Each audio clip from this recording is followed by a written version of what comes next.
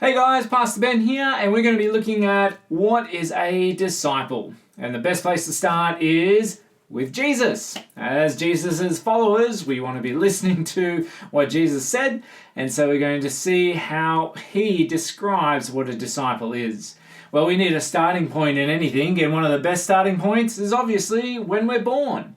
And so to be a disciple of Jesus, you need to be born again, and that is to be spiritually born. And so you now are born into a new spiritual family, adopting new values of a new kingdom. And as one of the old guys used to say, the only thing that I was able to contribute to my salvation was the sin that made it necessary.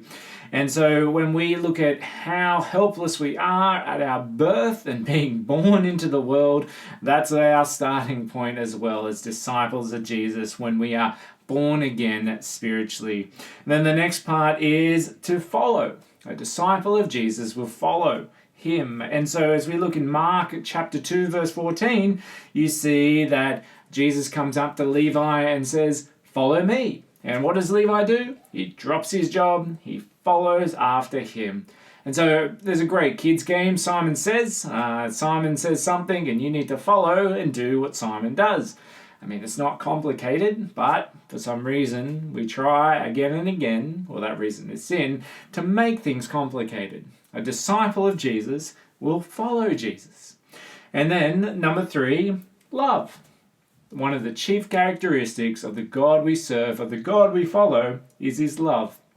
The fact that he went to a cross to reconcile his enemies, to make them his sons and daughters, just shows the depths of his love. And so as we see in John's Gospel, chapter 13, Jesus says, "This is how they'll know that you are my disciples, by the way that you love one another." And so, with us as followers of Jesus, we will be known by the way we love. And then finally, number 4, go. Jesus tells us in Matthew 28 to go and make disciples of all nations. This is not something that happens by accident. We need to be intentional in reaching out, discipling people, and encouraging one another in the faith. And these are just 4 things that Jesus has shown us that a disciple of Jesus will do. And then, of course, our final point. Yes, we're going to stuff up many times along the way, and there is grace. The point is that we are seeking to do these things. It's not perfection, it's a progress in a direction towards godliness and Christ-like following. So, these are the 4 things. How are these evident in your life as a disciple of Jesus?